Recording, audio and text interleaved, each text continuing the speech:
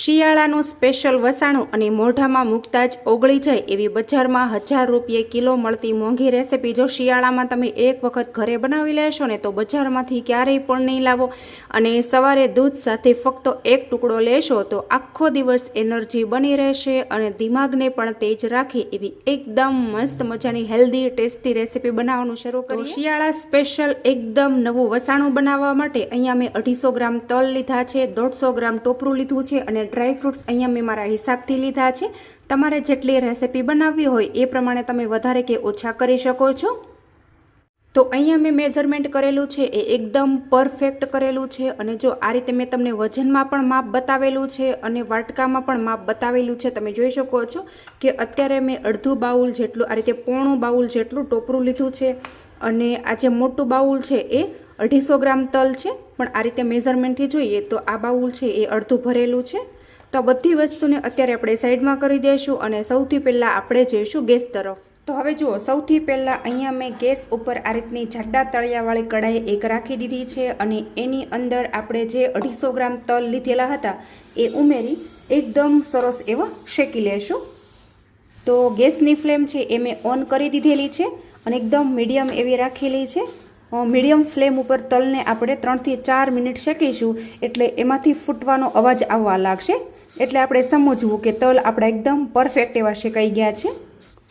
તો હવે જુઓ, આ રેસીપીમાં મેં તમને એકદમ પરફેક્ટ મેઝરમેન્ટ આપેલું છે. જો તમે આ જ મેઝરમેન્ટથી રેસીપી બનાવશો ને તો પહેલી વારમાં પરફેક્ટ બનશે અને ઘરમાં બધાને ખાવાની મજા આવશે. એટલી બધી ટેસ્ટી સાથે હેલ્ધી રેસીપી બનીને તૈયાર થવાની છે.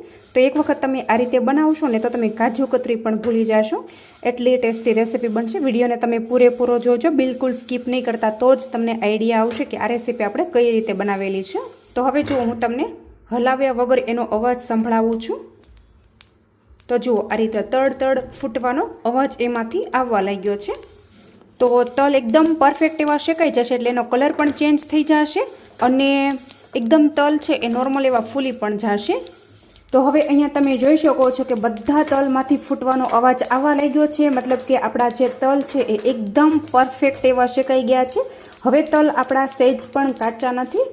તો તલને હવે આપણે બીજા વાસણમાં ટ્રાન્સફર કરી લેવાના છે. જો હવે આપણે એને વધારે શેકાવા દઈશું ને તો એ બળવા લાગશે. તો હવે જુઓ, ગેસની ફ્લેમ છે એ મેં બંધ કરી દીધી છે અને ત્યાર પછી આ રીતનું આપણે સ્ટીલનું વાસણ લેશું અને એમાં આ રીતે આપણે છૂટા છૂટા તલને પાથરી દઈશું જેથી કરીને ફટાફટ ઠંડા થઈ જાય. અને હવે ફરી વખત એ જ કઢાઈ આપણે ગેસ ઉપર રાખી દેવાની છે અને હવે ત્યાર પછી એ જ કઢાઈની અંદર આપણે 2 ટીસ્પૂન જેટલું ઘી નાખી દઈશું અને હવે જે આપણે રેડી કરેલા ડ્રાય ફ્રૂટ છે એ આપણે શેકી લેશું. તો હવે જો ડ્રાય ફ્રૂટ્સને પણ આપણે એકદમ મીડિયમ ફ્લેમ ઉપર જ શેકવાના છે. ગેસની ફ્લેમ હાઈ આપણે બિલકુલ નથી કરવાની. તો કાજુ અને બદામને શેકાતા થોડી વાર લાગે છે પણ આપણે જે આ બધા pumpkin seed, sunflower seed and આપણે વોટરમેલન સીડ એડ કરેલા છે એ બધા બળી જશે. એટલા માટે આપણે એકદમ મીડિયમ ફ્લેમ ઉપર આપણે બધા ડ્રાય ફ્રૂટ્સને રોસ્ટ કરીશું. તો હવે જુઓ, આ રેસીપીની અંદર ડ્રાય ફ્રૂટ્સ બિલકુલ ઓપ્શનલ છે પણ અત્યારે શિયાળાની સિઝન છે એટલે તમે જેટલા ડ્રાય ફ્રૂટ્સ એડ કરશો એટલી જ આ રેસીપીસ હેલ્ધી બનશે, સાથે ટેસ્ટી બનશે. અને આમ પણ શિયાળાની સિઝન આવે એટલે આપણે ડ્રાય ફ્રૂટ્સ, ખજૂર, તલ, શીંગનો ઉપયોગ કરી અને ઘણી બધી અવનવી વેરાયટી બનાવતા હોઈએ છીએ. તો જો આ રેસીપી તમે બનાવી એક વખત કિડ્સને ખવડાવશો ને તો એ લોકોને તો ખૂબ જ ભાવવાની છે અને રોજે સવારે તમે એને સ્કૂલે જતી વખતે એક ટુકડો આપશો ને એટલે આખો દિવસ એનર્જી બની રહેશે. એટલી બધી હેલ્ધી આ રેસીપી બનીને તૈયાર થાય છે. તો હવે જુઓ, અહીંયા એકદમ પરફેક્ટ એવા ડ્રાય ફ્રૂટ આપણા શેકાઈ ગયા છે. તો હવે આપણે ગેસની ફ્લેમ છે એ બંધ કરી દઈશું અને થોડી વાર જ આ ડ્રાય ફ્રૂટ છે એને આપણે આમનામ જ રહેવા દેવાના છે અને આ કઢાઈ ગરમ હોવાથી એ ઓટોમેટિક શેકાઈ જશે. જો તમારે ડ્રાય ફ્રૂટ્સને ઘીમાં ન શેકવા હોય ને તો તમે કાચા પણ ઉપયોગ કરી શકો છો, પણ આ રીતે થોડા રોસ્ટ કરશો એટલે ટેસ્ટ એનો સારો એવો આવશે. બસ આ ઠંડા થાય પછી આપણે બધી વસ્તુની આગળ પ્રોસેસ કરવાની છે. તો હવે અહીંયા આપણે તલને પણ ચેક કરી લઈશું. તો તમે જોશો કે એકદમ પરફેક્ટ એવા ઠંડા થઈ ગયા છે. તો આ રીતે હું હાથમાં લઈને ચેક કરું તો જો એકદમ સરસ એવા ઠંડા થઈ ગયા છે. જો અને તલ આપણા ગરમ હશે ને તો એની અંદર વરાળ હશે, એટલા માટે આને આપણે ગરમા ગરમ બિલકુલ નથી પીસવાના. આ રીતે ઠંડા થઈ જાય ને પછી આપણે એને મિક્સરમાં નાખી અને પીસવાના છે. જો તમે ગરમા ગરમ પીસી લેશો ને એટલે એ પેસ્ટ જેવું બની જશે. અને જો આ રીતે તમે ઠંડા થાય પછી પીસજો એટલે એકદમ પરફેક્ટ એવો પાવડર બનીને રેડી થશે. તો આપણે એકદમ સરસ એવો પાવડર કરવાનો છે, એ વાત તમે ખાસ નોટિસ કરજો. જો કેટલા સરસ ઠંડા થઈ ગયા છે અને તમે જોઈ શકો છો કે એકદમ સરસ એવા શેકાઈ પણ ગયા છે. એનો કલર છે એ ચેન્જ થઈ ગયો છે. અને હવે ત્યાર પછી જો અહીંયા આપણે એક મિક્સરનું જાર લેશું અને એની અંદર આપણે તલ નાખી દઈશું. તો બધા એક સાથે ન સમાય તો આપણે 2 બેચ કરીશું. અને ઢાંકણ ઢાંકી આ તલને આપણે પલ્સ મોડ ઉપર ફેરવવાના છે એટલે એકદમ પરફેક્ટ એવા પીસાઈ જશે. અને ત્યાર પછી જો અહીંયા એકદમ મસ્ત મજાના આપણા જે તલ છે એ પીસાઈ ગયા છે. જો આ રીતનો એકદમ દરદરો મેં ભૂક્કો કરેલો છે. અને ત્યાર પછી આપણે એક ચોખ્ખું કોરું વાસણ લેવાનું છે અને એની અંદર આ ભૂક્કો આપણે કાઢી લેશું. જો એકદમ છૂટું છૂટું છે, તમે જોઈ શકો છો કે જરા પણ એની અંદર ભેજ નથી આવેલો. અને ત્યાર પછી અહીંયા જે આપણે બચેલા તલ છે એને પણ પીસી લેવાના છે.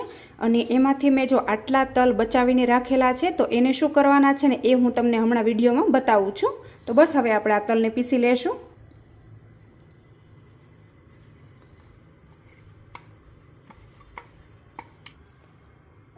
તો હવે જો અહીંયા જે આપણા ડ્રાય ફ્રૂટ્સ શેકેલા છે એને પણ એકદમ મસ્ત મજાના ઠંડા મેં કરી લીધા છે. અને ત્યાર પછી એને મેં મિક્સરના જારની અંદર લઈ લીધા છે.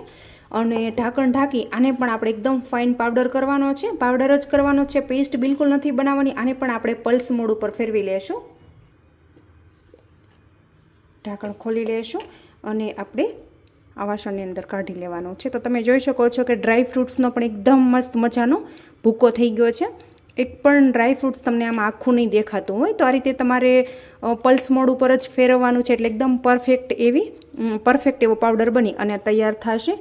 જુઓ હવે એને પણ આપણે એકદમ સરસ એવો છૂટો છૂટો કરી લેશું અને તલ સાથે એકદમ સારી રીતે મિક્સ કરી લેવાનું છે. તો આ રીતે તલ અને ડ્રાય ફ્રૂટ્સ એકદમ સરસ એવા મિક્સ થઈ જાય ત્યાર પછી અહીંયા બાઉલમાં જે આપણે ટોપરું લીધેલું છે એને પણ ઉમેરી દઈશું. અને એકદમ સરસ એવું આપણે મિક્સ કરવાનું છે.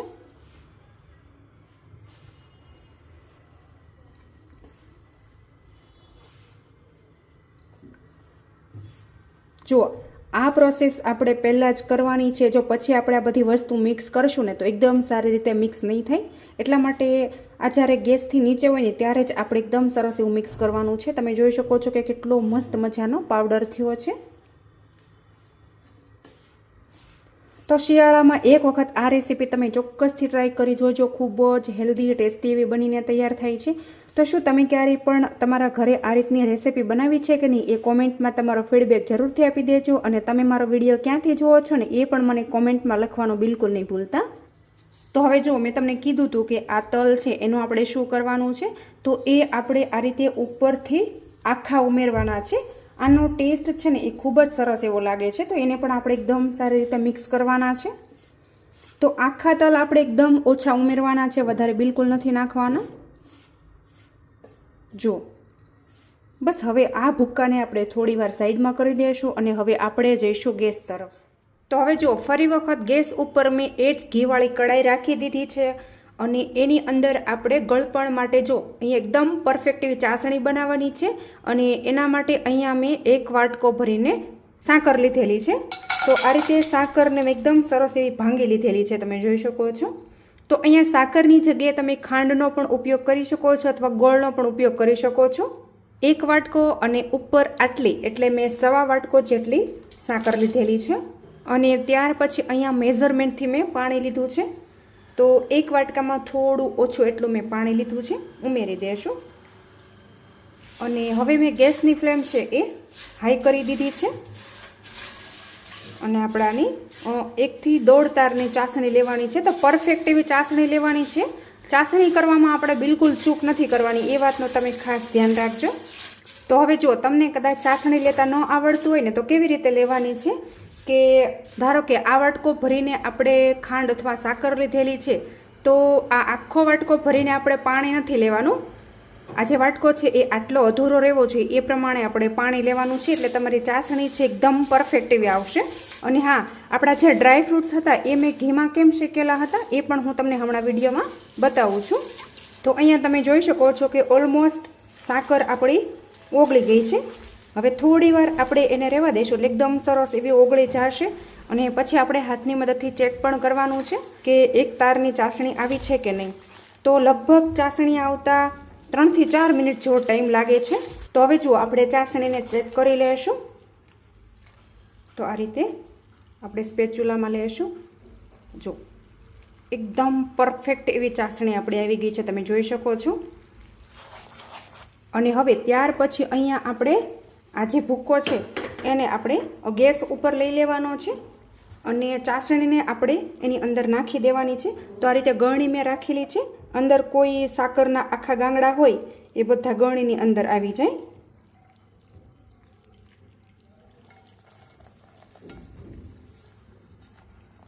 જો બધી ચાસણી અત્યારે મેં આ મિશ્રણની આ પાવડરની અંદર નાખી દીધી છે. અને હવે આપણે હલાવી મિક્સ કરવાનું છે.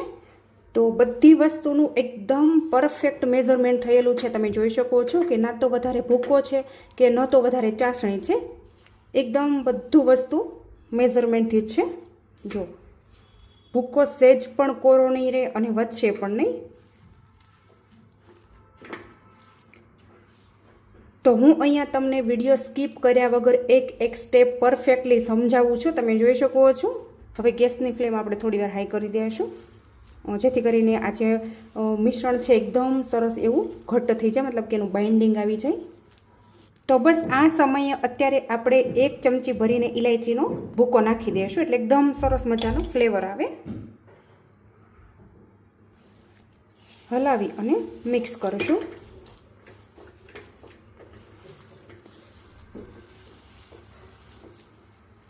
તો અહીંયા જો આ રેસીપીની અંદર તમારે સૂંઠ, ગંઠોડા કે પછી 32 વસાણું એ બધું નાખવું હોય તો તમે નાખી શકો છો, પણ મારી પાસે અત્યારે એ બધી વસ્તુ અવેલેબલ નથી, એટલા માટે હું માત્ર ઇલાયચીનો ભૂક્કો જ એડ કરું છું. તો જો મેં તમને કીધું હતું કે આપણે ડ્રાય ફ્રૂટ્સને ઘીમાં શેકવાનું કારણ એ કે જ્યારે આપણે આ રેસીપી પરફેક્ટ એવી બની જાય ને ત્યારે અંદરથી નોર્મલ ઘી છૂટું પડશે. અને તમે જોશો કે આ જે મિશ્રણ છે એ સ્પેચ્યુલા સાથે બિલકુલ ચોંટતું નથી, મતલબ કે નોર્મલ થોડું એના અંદરથી ઘી છૂટું પડેલું છે. એટલા માટે જો કેટલી એકદમ મસ્ત મજાની આપણી શિયાળા સ્પેશિયલ રેસીપી બનીને તૈયાર થઈ ગઈ છે. જોતાં જ ખાવાનું મન થઈ જાય. થોડી વાર આપણે એને હલાવશું એટલે એકદમ સરસ એવી ઘટ્ટ થઈ જશે. તો જુઓ એકદમ મસ્ત મજાનું આપણું મિશ્રણ બની અને તૈયાર થઈ ગયું છે. જો આ રીતે આપણે ચેક કરીએ તો એકદમ સરસ એવી ગોળી બની જાય છે અને તમે જોશો કે જરા પણ હાથ સાથે ચોંટતું નથી, મતલબ કે એકદમ પરફેક્ટ એવું રેડી થઈ ગયું છે. તો હવે આપણે ગેસની ફ્લેમ છે એ બંધ કરી દઈશું અને આપણે આને નીચે ઉતારી લઈશું અને પ્લેટમાં પાથરી દેવાનું છે. મિશ્રણ પાથરવા માટે અહીંયા મેં એક થાળી લીધી છે અને ત્યાર પછી મેં થોડું ઘી નાખી આ રીતે આપણે હાથની મદદથી થાળીને ગ્રીસ કરી દઈશું, જેથી કરીને આપણી મીઠાઈ છે એકદમ સરસ એવી અનમોલ્ડ થઈ જાય. કાઢી લઈશું થાળીમાં.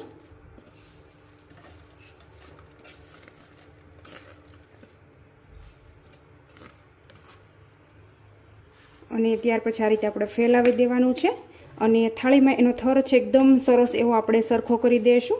તો અહીંયા તમારે જેટલું પતલું લેયર કરવું હોય ને એ રીતે તમે કરી શકો છો. તમારે જાડું લેયર રાખવું હોય તો એ રીતે પણ કરી શકો છો. ઇવન જો તમારે આના લાડુ બનાવવા છે તો તમે લાડુ પણ બનાવી શકો છો. તો અહીંયા શિયાળા સ્પેશિયલ એકદમ મસ્ત મજાની હેલ્ધી ટેસ્ટી એવી તલની સુખડી બની અને રેડી થઈ ગઈ છે. તો જો આ રીતે હું એના પીસીસ કરું છું તો એનું બાઇન્ડિંગ કેટલું સરસ આવેલું છે, સહેજ પણ એ વીક ખાતા નથી અને આપણું મેઝરમેન્ટ પણ એકદમ પરફેક્ટ હતું ને એટલે ચાસણી પણ એકદમ સારી એવી આવેલી છે. જો જોઈ શકો છો તમે એના પીસીસ કેટલા સરસ પડે છે. તો અહીંયા તમને મનગમતા શેપ તમે આપી શકો છો. તો આ રીતે મેં થોડા ટ્રાયંગલ જેવો શેપ આપેલો છે, તમે આને સ્ક્વેરમાં પણ કટ કરી શકો છો, કોઈ જ પ્રોબ્લેમ નહીં આવે. તો હવે જુઓ હું તમને આમાંથી એક પીસ કાઢીને પણ બતાવી દઉં છું. જો એકદમ મસ્ત મજાનો પીસીસ આનું થયું છે અને મોઢામાં મૂકતા જ ઓગળી જાય અને જે ઘરના વડીલો હશે ને એ પણ આરામથી ચાવી શકે છે. એટલી પરફેક્ટ એવી આ મીઠાઈ બનીને તૈયાર થઈ છે. શિયાળાનું આ બેસ્ટ વસાણું છે. તમે આને આવી રીતે ચોક્કસથી બનાવીને ટ્રાય કરજો મિત્રો. તો તમને મારી આજની આ એકદમ નવી રીતે તલમાંથી સુખડી બનાવવાની રેસીપી કેવી લાગીને એ કોમેન્ટમાં તમારો ફીડબેક ચોક્કસથી આપી દેજો. અને તમે મારા વિડીયો ક્યાંથી જુઓ છો ને એ પણ મને કોમેન્ટમાં લખવાનું બિલકુલ નહીં ભૂલતા. અને હજુ સુધી તમે મારી ચેનલ ઉપર નવા છો તો ચેનલને સબસ્ક્રાઈબ કરી લેજો. Thank you.